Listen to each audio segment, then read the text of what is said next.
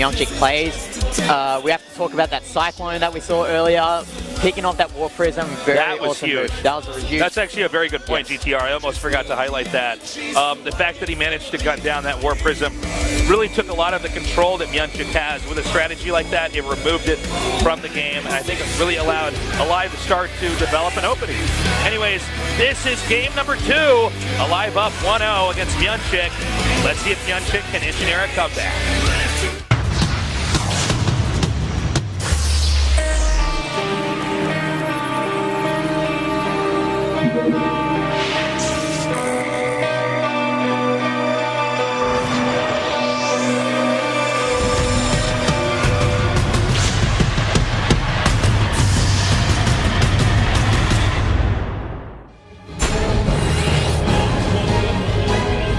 All right, we're on. Down here in the bottom right, with great game sense in that last game, he is aLive.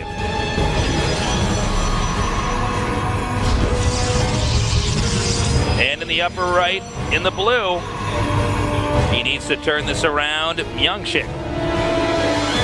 So we see a proxy barracks here. Sorry. Okay, now we see the proxy barracks here from aLive. He's got that game lead, and I think in this situation he feels more confident to go for those more crazier builds to throw off MyuNgSiK. I mean, we saw last game, we saw that Macarax that we were slightly puzzled about, but it kind of threw MyuNgSiK off his game, and we see now getting actually barracks there, but I think MyuNgSiK should know that barracks is. Oh, he'll know 100%. Yeah, that's going to be late. What is interesting about this is that because he did the Macarax the first game, this is clearly he's planned out this best of 3 really well to be deceptive to his opponent. The barracks is actually placed in such a way it probably would have been better if MyuNgSiK had spawned on the upper left or lower left here. Yep. Yeah. Oh, we see Ghost again. What? What? Okay. What is happening? Okay, I'm getting chills, GTR. This is pretty cool. I will tell you about this build. This was done by uThermal at DreamHack. He was playing a Protoss. I forgot who the Protoss was, but he did this build and completely caught his opponent off guard, and he managed to win the series, and it blew everyone's mind, this build. And I love it. Because, you know, if you observers take a while to get, oracles their detection ability isn't as great as it was in Heart of the Swarm, and ghosts actually do quite a surprising amount of damage to probes. So if MyuNgSiK does not know what's happening, this will catch him off guard. I love builds like this. You also got to remember ghosts do extra damage to light units. That's right. So adepts get eaten up by ghosts. So we see Stargate as well. So Phoenixes, they'll get eaten up by ghosts. Oracles, they'll get eaten up by ghosts because they're both light as well. So hopefully, I really want to see this succeed because this is the first time Koreans have seen this build, I imagine. Yeah, this is the first time we're seeing this within the Korean meta. It's really cool to see these different metas start to converge, right? The different influences that you can have in different regions of the world starting to impact each other. It's not always the Koreans that have the most creative or necessarily even the best builds. Just in general, that's a good rule, but not always the case. And is MyuNgSiK going to see it? He sees it. And it's going to be really curious to see how MyuNgSiK reacts to this, because I'm pretty sure he studied those DreamHack games as well in anticipation for this series. So we'll see how this goes. He's coming up now. It's about 7 seconds away from Cloak finishing. And the pressure is going to be on. And we'll see what MyuNgSiK gets from this Stargate, whether he gets that Phoenix to help lift that Ghost, or he gets the Oracle for that detection. It's going to be a really interesting choice. And we see that Cloak here, and MyuNgSiK cannot do anything about it. Let's see if he gets that Oracle. Yes, he gets that Oracle, so... All right, he's in now. Two-shotting the probes, man. This is just an adept that always stays in shade form. That's it, and it can attack in shade form. Ghost as well, picking off probes at the expansion, and MyuNgSiK has no idea what to do right now. Oh, I absolutely love this. MyuNgSiK is getting played here. Shift clicking down these workers already. A dozen workers plus killed off. And even if these ghosts die, they've done their damage. They've taken out so many probes.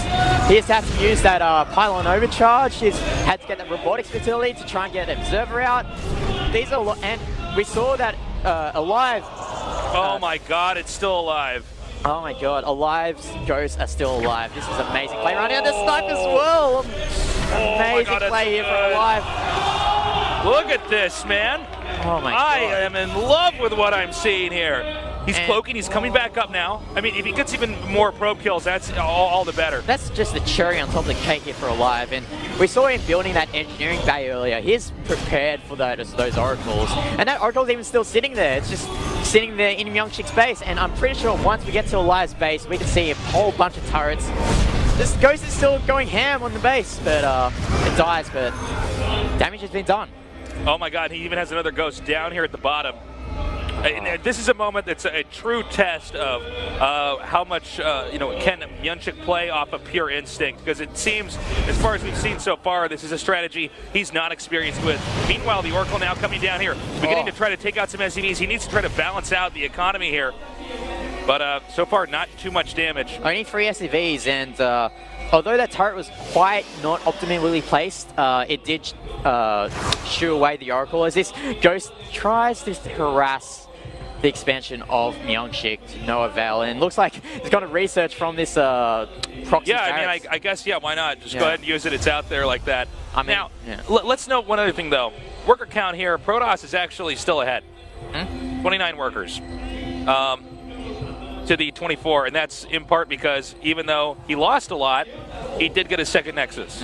So let's see, although the strategy was cool and he did get a lot of kills on it, let's see after it's all said and done if the follow-up can be as good. Because I think aLive needs to expand right now, because MyuNgSiK, he's stabilized right now, he's pumping probes, he's got those 2 Nexuses, both expansions, and we'll see this. See if MyuNgSiK can take out this tech lab. Now this is pretty big, because if he does take out the tech lab, and he does, then he does. Then there's no stim. Terran can't really move out on the map without stim. That's a general rule. Especially in a map so large like this, it runs a Ceres. Oh yeah, you for need sure. that stim to like optimally move around. Yeah, 100%. It would be unwise for Terran to move around. MyuNgSiK might even want to try to take a third in this window of time because he can't really be contested. And aLive's just only recently taken his expansion, so aLive's pretty much playing catch up now. He did the damage early on, but he used way too much time to let MyuNgSiK back into the game. Well, I want to see the strategy a couple more times. I hope we see it more, because I like the idea of it, but the problem with a lot of really cool strategies is they might do what their initial goal was, like do damage, catch the opponent off guard. The question though is, how well can you parlay that into transition into proper mid-game or late game? I think a common problem that a lot of players have is just we're warping right now. I'll get back to that thought as you this warping right now, a ton of adepts, as we'll see how these Marines do. Well, a tank as well, nice move there from aLive as these adepts picking off the tank. And he's continuing to come forward now. He did take out the tank. Looks like he wants to back up and wait for the next warping round. Note the Oracle over here to help cover as well. Yeah, I don't think MyuNgSiK's thinking of taking a third base. I think he wants to kill aLive here right now. As we see these adepts shading next to that tank. And he's going to do it. Beautiful play. And then dropping the Stalkers over here as well. But he's not actually targeting down that tank. I'm not sure if that's going to be his... He needs to target the tank. I'm serious. He needs to target tank, but I think aLive, on the other hand, should have targeted the Warp Prism earlier, but it doesn't really matter because that Warp Prism is dead. Oh, that was horrible. That's Marines. That was like... That was really weird from MyuNgSiK. Oh, man. And now the tide is turned back to aLive. I almost went blind after that attack. That was like, what? You saw the splash damage, really. That tank taking those adepts out. You know, the initial engagement of that tactically was not a bad idea, right? Like, he wants to pull in and get right up to that tank, so it can't once he shaded to that tank, he was hitting Marines. Yeah, he was hitting the Marines. He should have targeted the tank, because that tank does the splash damage, and you're really close to each other. But for some reason, MyuNgSiK decided Marines was the better option, and it clearly wasn't that engagement. Yeah, pretty bad back there. Well, he's stopped at least some of the minerals from being mined from over here. Obviously, he's got to get back there right away. And we see the Phoenixes coming and starting to very slowly damage the Liberator. I don't know why this Liberator is not changing its mode. It can clearly do some damage to that Phoenix, but I guess aLive doesn't want any of that. I guess you look at the lost mining time, and it's still buying a lot of time for him there. Not sure about this tank play here. Oh, excuse me, there's very... more than just that. He's actually going to elevator these up here. I thought for a second that was just a tank drop. Okay, so he's going to try to start pushing forward. aLive might be able to make this work, man. Yeah, it's going to be interesting what he uses these Phoenix tools. I'm definitely thinking he's going to use these Phoenixes to pick up those tanks, but aLive's positioning his Marines really well here. And the more that aLive can use those medivacks with those tanks and the Phoenixes just sitting there, just some cost there. Unfortunately so. We're going to have some more reinforcements from Terran. He's actually, oh my god! The Tosis pylon! That is so many unpowered warp gates. That is way too many unpowered warp gates. And not okay. And you know what? I think he's just going to take it. Yeah. He's going to pick up. He's bringing the Adepts over here. That warp prism actually goes down. That's really huge there. As MyuNgSiK is in a world of hurt right now. Yeah, I think he just did it, man. Oh man, this was a great game, by the way. Oh, what a treat this was. So it goes to MyuNgSiK defending it, and now this really cute tank play with the Marines. aLive really prepared well for this series. This was a fantastic push as well. We used to see pushes like this in Brood War early on in TVP, when they were basically deemed as not that good, to try to slowly push up onto the high ground like this. GG. But with the ability for this medevac to grab the siege tank, you can push forward and then pull back with great ease. And aLive, you know, you take a look at him in the booth, you wouldn't even know that he actually won by his facial expression. I mean, last week when he played against Classic, that was quite of a disaster of a series, but he's impressed me at least. I'm pretty sure it's impressed you with how he's prepared for this series, how he approached this series, and how he climbed from adversity in those two games to take out the series.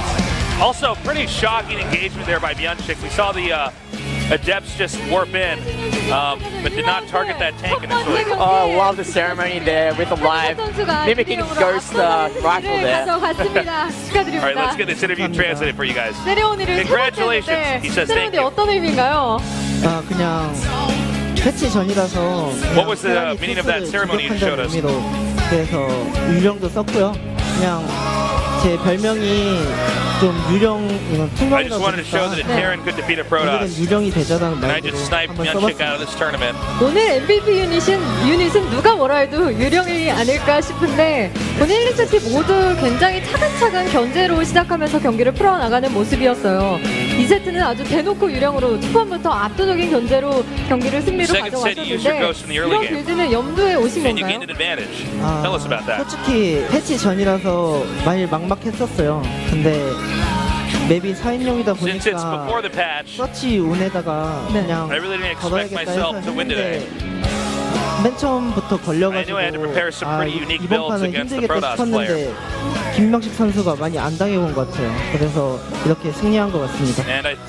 요새 한국 선수가 커뮤니티 글 같은 걸 확인해 보면 정말 불쌍하다. 하필이면 프로토스 패치가 하루 이틀 남겨놓고 만나게 돼서 한희석은 정말 안타까운 그런 테란이다, 비운의 테란이다, 이런 말들이 있었는데 안 그래도 제가 경기 전에 대기실에서 Everybody thought you were the unlucky Terran because the patch was only a few days away, but here you are. 어쩔 수 없죠 뭐 라고 하시더라고요. 어디서 그런 담담함이 나오는 건가요? 마음을 그냥 비운 건가요? 상대가 토스이기 때문에? 네, 솔직히 좀 포기했었어요.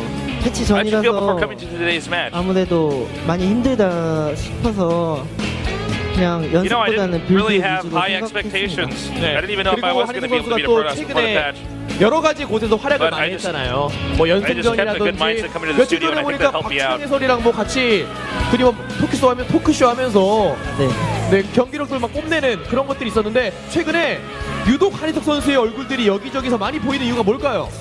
아무래도 공회유산 처음 대회고 제가 그 준비 기간을 많이 잡고 연습을 많이 했었어요. 남몰래. 그러다 보니까 지금 이런 결과가 나오지 않았나 싶습니다. 네, 일단 패자조에 내려와서 큰 산은 하나 넘었습니다. 앞으로 더 큰 우여곡절들이 많을 텐데 각오 한 말씀 부탁드릴게요. 우선 오늘 패치 전이라서 이렇게 걱정을 많이 했었는데 이렇게 값진 승리 얻어가지고 굉장히 기쁘고요. 지금 테란 몇명 없는 것 때문에 희망이다 해서 좀 부담이 많이 되는데요. 그래도 많이 응원해주시고 지켜봐주셨으면 좋겠습니다. 감사합니다. 네, 한희석 선수에게 다시 한번 큰 박수 부탁드립니다. 네, 지금까지 한희석 선수 만나봤고요. 저희는 잠시 후 오늘의 aLive there. The Africa Freaks coaching staff did a really good game plan there for aLive there, but we are taking a 5-minute break, so stay tuned. That's right. We'll be right back at the SSL in just a little bit. Stay tuned.